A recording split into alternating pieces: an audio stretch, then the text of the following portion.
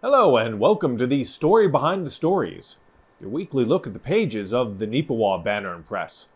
Thank you very much for taking a little bit of your time and spending it here with us on NACTV.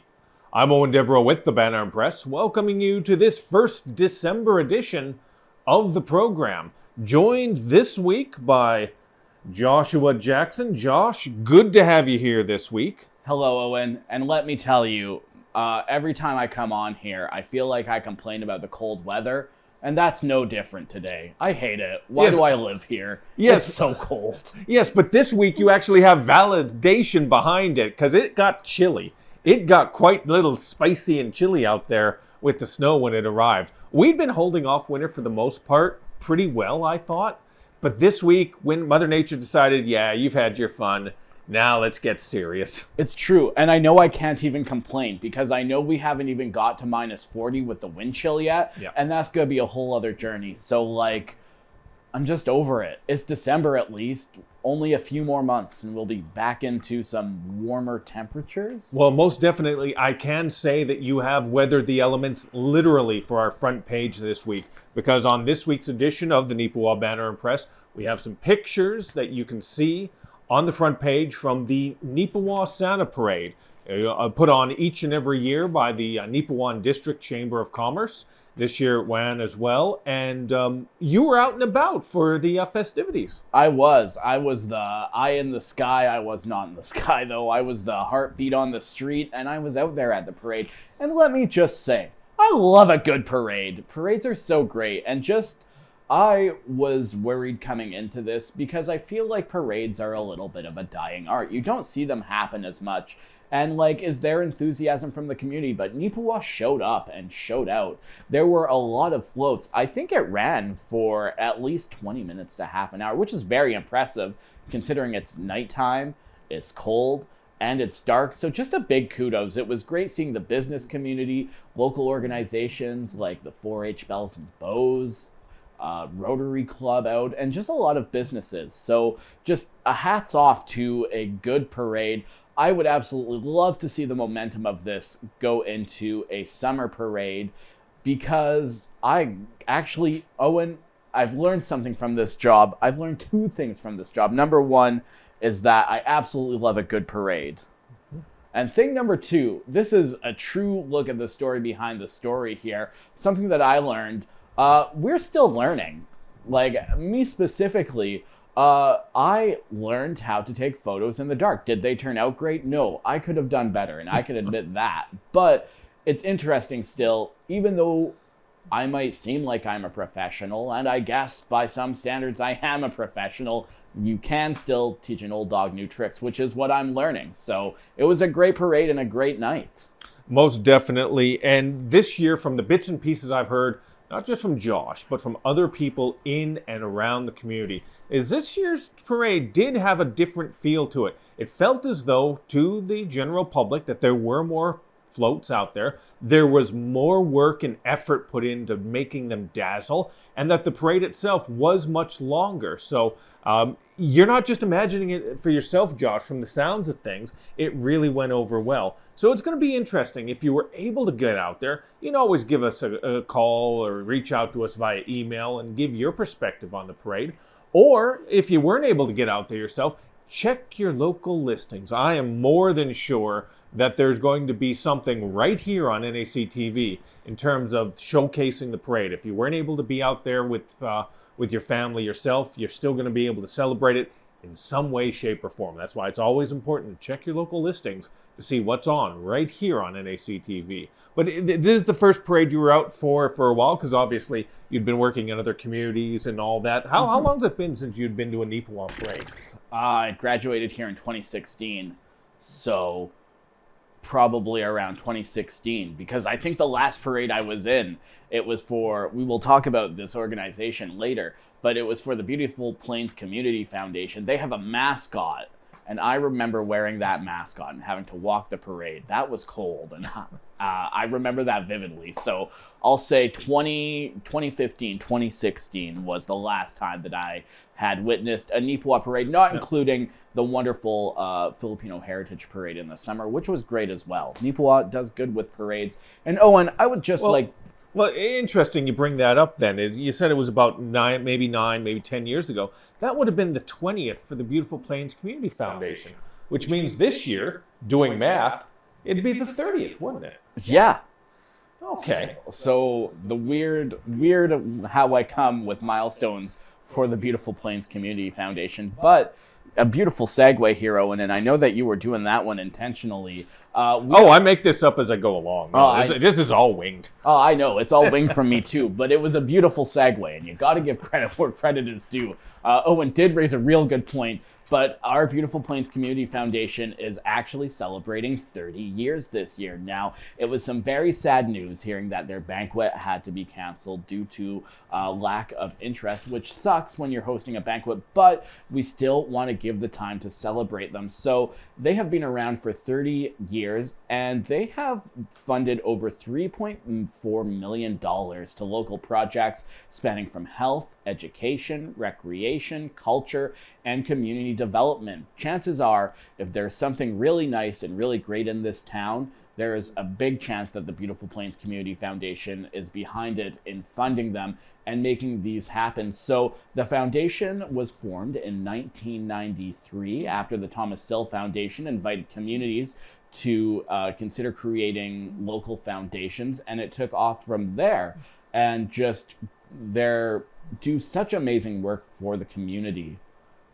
Owen, what else would you like to add in before I continue talking about it? Well, you talk about 30 years of giving, and it's so interesting, and you talked about the variations and variety of organizations and groups and all of that have been supported through the years. It just popped into my head that one of my personal favorites, I'll be honest, is one that the Beautiful Plains Community Foundation donated money towards in order to create this, was back in about 2016.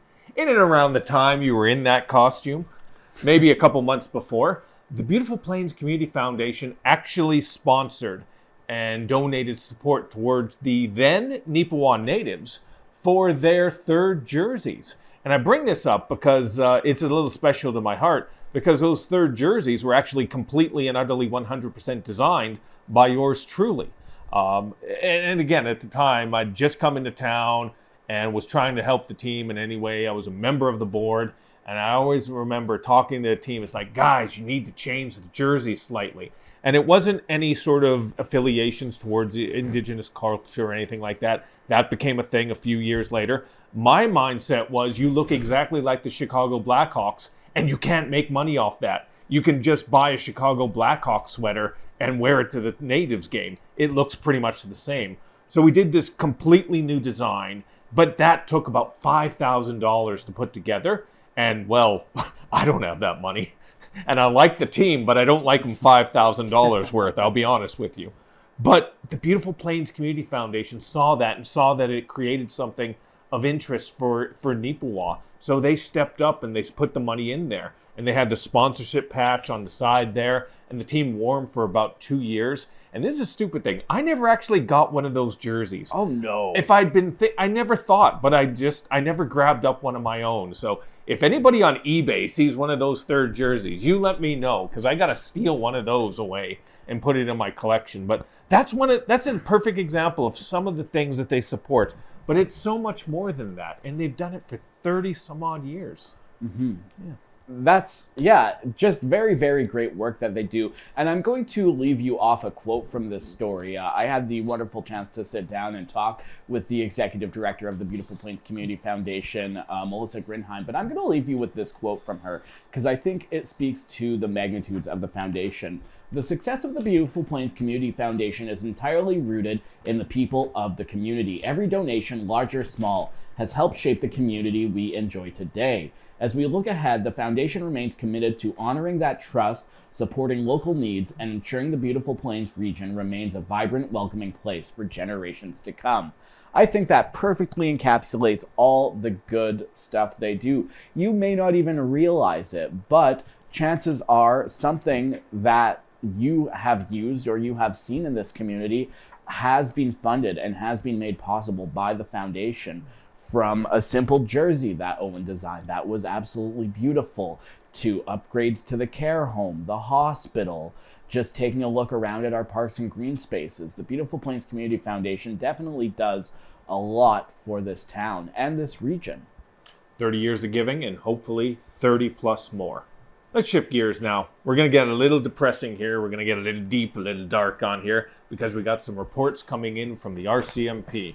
There's a few that came out, but the one we want to very specifically put a focus on and to bring to your attention is one from the Spruce Plains and Neepawa RCMP about counterfeit cash that has hit the streets of Neepawa. Most specifically, one business got struck and got hit with counterfeit $100 bills. So you don't think it can happen in a small town. You think something like that is a big city issue, but no, it can happen anywhere, and it happened here. So they're putting the warning out there for people to keep an eye out.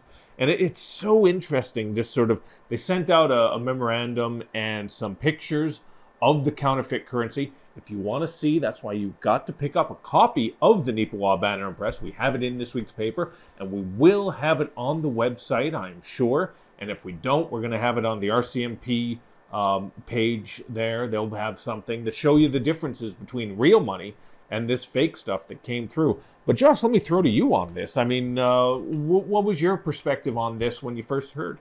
I know that counterfeit cash has been actually a really big issue around Manitoba recently, but this is no slight to any business or anything. Maybe I'm too poor, but like people pay with $100 bills? Who are you? Get 20s like the rest of us. Maybe this is just me being broke talking, but like, I'm scared of $100 bills, Eoin.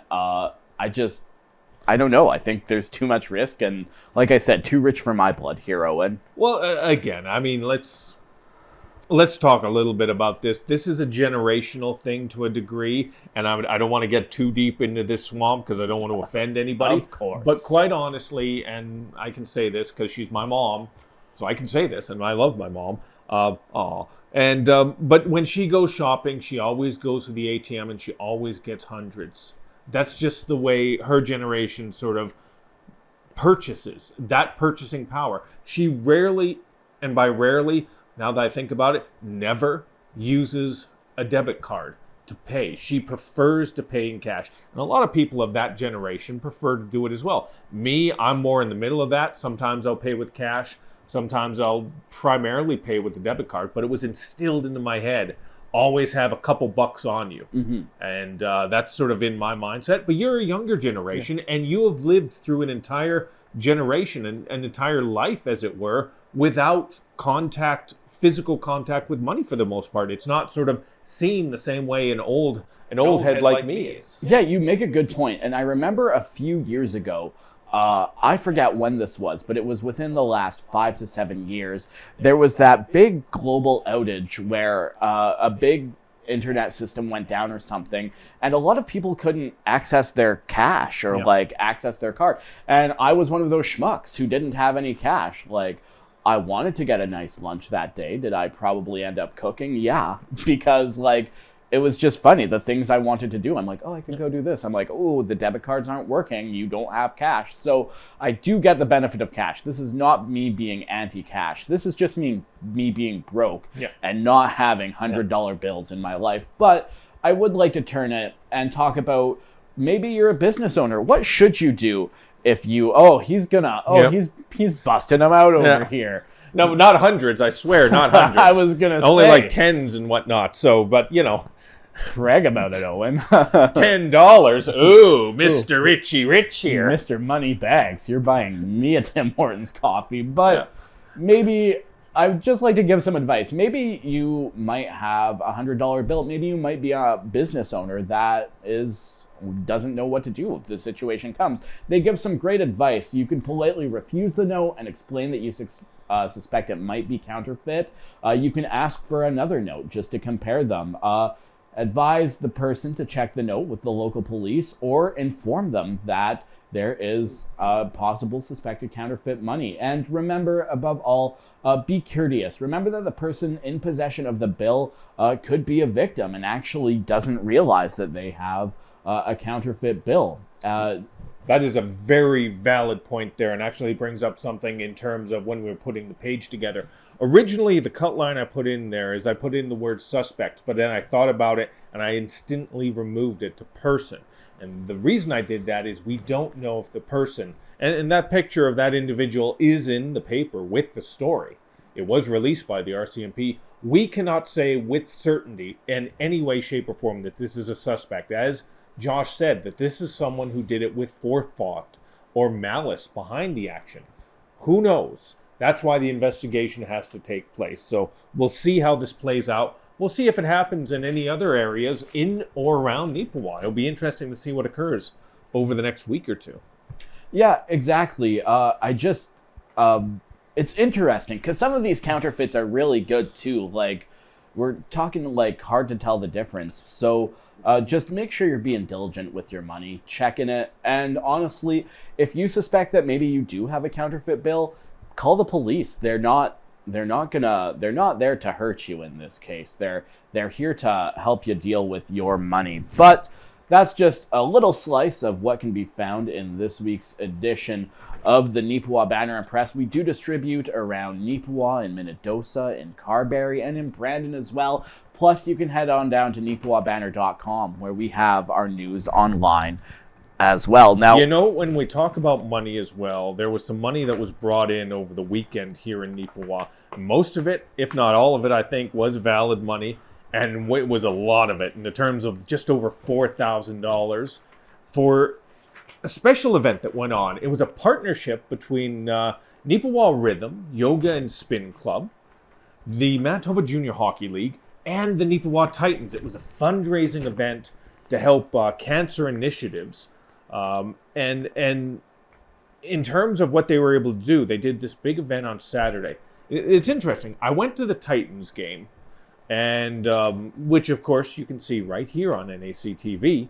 And I ran into Tara McCarty, and she said to me, "Okay, we're doing this big thing tomorrow. If you can come down." I had no idea it was occurring until the evening before, so I thought, "Oh, okay, this will just be a little thing that's going on." I walk into the Spin Club, located in the old co-op building, and there are just a mass of people there that are donating their money, that are actually taking part in the spin classes. That is a fundraiser. And it was like, oh, wow, okay, this is bigger than I thought it was going to be. And I'm glad to see that it was bigger than I thought it was going to be, because it was raising for a very good cause. I mean, the money was going towards, if I remember correctly, the Ride Inside MJHL fundraiser, which distributes the money to the Cancer Care Manitoba Foundation. And for a small town like this, Josh, to step up and be able to raise in less than 24 hours $4,000, that's incredible. that is incredible. And honestly, Eoin, I kind of regret not taking part in the fundraiser. When we were at the Titans game, I believe we actually called that game together. Yep. I saw those bikes down there, and that looked fun. And watching those kids go on it, I thought I could do that. But then I realized, oh, that'd probably be embarrassing, getting my big carcass up on that bike and doing it. But it looks fun. And to raise $4,000 for such an amazing charity is so great. Everyone that looked like they participated had fun in it, and even some local Neepawa Titans players stepped up as guest trainers and took people through the sessions. So I think having a cycle club in Neepawa too is just a really unique thing. Like, Eoin, when I say, "Oh, I went to the cycle club today," that sounds like such a city thing. But to have our own little cycle club promoting good fitness and health within the town, who can help raise over $4,000 for local charities, phenomenal. Most definitely. And if you want to learn a little bit more, you can find that story on page 9 of this week's edition of the Neepawa Banner Press. We only got a few minutes left, so we're going to have to delve through and do a little bullet time on a few of these specific topics. One of these we're going to talk about right here on NAC TV is NAC TV. And they had their annual general meeting a few weeks ago. And they had an update for the community. And this is my opinion. Doesn't have to, it's not Josh's. It's not NAC TV's. Might not be even yours. But maybe it should be. I went to the meeting in the back room of the library. And quite honestly, I think I was the only member of the public there that didn't have to be there, although I did have to be there. Everybody else there was board members, and that was extremely, I'll be honest with you, extremely disappointing that a community that has something as valuable as NACTV doesn't take the time out, doesn't take a half hour a year, 45 minutes a year to go on down, learn how they're doing, learn what they're doing well, learn what they need help with. You couldn't bother? Come on, give your head a shake. I mean, that's the unfortunate thing. Sometimes in this town, not all the time, but sometimes in this town, we take things of value for granted. Whether it's the hockey team, whether it's a business, whether it's NACTV, whether it's a newspaper, I'll be straight with you on that. And we take it for granted. It's always been there, it always will be. Oh, it won't always be there. And it won't always will be. Not unless you step up and help sometimes. They could use some help. They could use some volunteers. They could use some people to support them on the board. I don't want to go negative on this. For the most part, it was a solid year. Some ups, some downs. But they're still here. And they are going to be here as long as they can. But they do need some help from time to time. So hopefully that's something you'll give some consideration to. And maybe if you can't, maybe you know someone who can. Who knows? That's just my opinion. I've been wrong before. And I know most definitely I'll be wrong again. Fair enough. But Owen, that's a very solid opinion. You're absolutely right. You know how rare it is for a town the size of Neepawa to have their own functional TV station? Like, you don't see Portage la Prairie with that. You don't see Thompson with that. You see, there's Global Regina and stuff like that. But, like, we have a really good gift. And I feel like NACTV gets hate it doesn't deserve. And just negativity about it. Like, where else can you find community, local sourced stuff like this? Nowhere else. Like, to be able to have the opportunity to talk to NACTV and to be able to air your own show or your own series, I don't think you can really get that opportunity anywhere else. So it's a really good resource. And as you said, Owen, people don't care about things until it's too late. I look at in a week or two ago in the Neepawa Banner here, when we were talking about the Lily Festival, everyone likes to say, oh yeah, I miss the Lily Festival now. But where were you 10 years ago when they needed the help? And it's the same thing for NACTV here, you know? Help while it's still around and build it up while you can before it's gone. And you look back 10 years at it and be like, hey, remember when Neepawa had a local access TV station that broadcasted nationally? Oh, shame we missed that. Like, you know? Mm-hmm. If you want to help out, always would be appreciated. But if you want to learn a little bit about the AGM, you can find that information as well on this week's paper on page 7. Actually, attached to it on page 7, Josh, you got a story that came in that puts a little spotlight and shines that spotlight on some positivity from Stride Credit Union. Yeah, so Stride Credit Union recently announced the recipients of the Stride Forward Fund, and some local organizations were included in that. So it's an annual grant program designed to provide meaningful financial support to organizations and grassroots initiatives here around our area. There were 13 recipients of this year's funds, but let's focus on the local ones. Arts Forward receiving $25,000, which will support some window replacements for them, which is absolutely huge. The Yellowhead Development Society of Neepawa, which is the Neepawa Curling Club, received $25,000 to help in renovating the lower level of the curling rink, creating a safer, more accessible, and visually appealing space. I'm personally excited for that one because I love the curling rink, and with a facelift, oh, it's gonna look so fancy. But I digress. Moving on. $6,000 headed to the Roxy Theater to help upgrade some security equipment. Elsewhere in the region, Tiny Tater's Childcare in Carberry getting $15,000 to help prepare for the opening of a daycare facility in Carberry. As well, Langruth Community Hall is receiving some money to help with their flooring. And the Plumas Pirates getting $9,700 to help purchase a specialized tool to help keep their grounds nice, which is great. We love to see when local businesses help local organizations, and all of these are very well deserving, each in their own way make a different yet critical impact in our area. Really is good to see, because for a business such as Stride Credit Union, and it is to a degree a cooperative when it comes to these sorts of things, but they don't need to do this really for the most part, but they see the value in giving back to the communities that they serve, and they do so. So I'm very appreciative to see something like that happening in terms of our local credit union. So kudos to Stride on that one, and very appreciative that you see the value in Neepawa, in Carberry, in Plumas, in all these areas, and help out like you do. We only got a minute or two left, so we're going to just do some quick things here and there.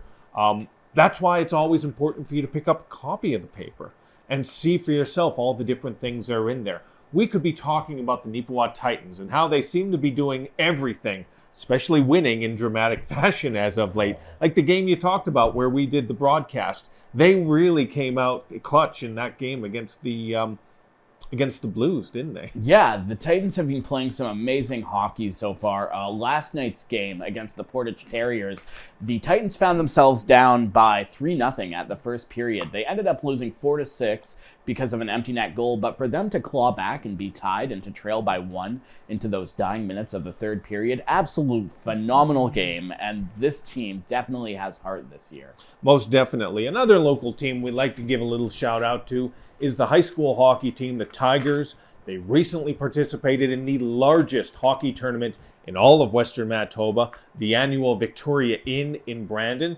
They did well for themselves. They didn't win the whole thing, but they did make sure to showcase themselves in a very positive way. You can find that story in this week's paper as well, as well as so many others. So once again, you can find the Banner Press in 30 different communities throughout Western Manitoba. And if you're not able to, always remember you can find it online at neepawabanner.com. That pretty much wraps it up for this week. There's so much more, but that's why it's only 30 minutes and a half hour. That's the way life is sometimes. Josh, always great to have you here, sort of walking us through the process. No, Owen, always great to be on a show with you here. And always great to have you tuning in. For some inexplicable reason, you tune into these two knuckleheads, Yeah. and we do appreciate you. You listen to us? That's on you. Oh, God. Thank you as always, and thank you for supporting NAC TV in your own way. And we hope to see you again next week, right here on NAC TV, and the story behind the stories.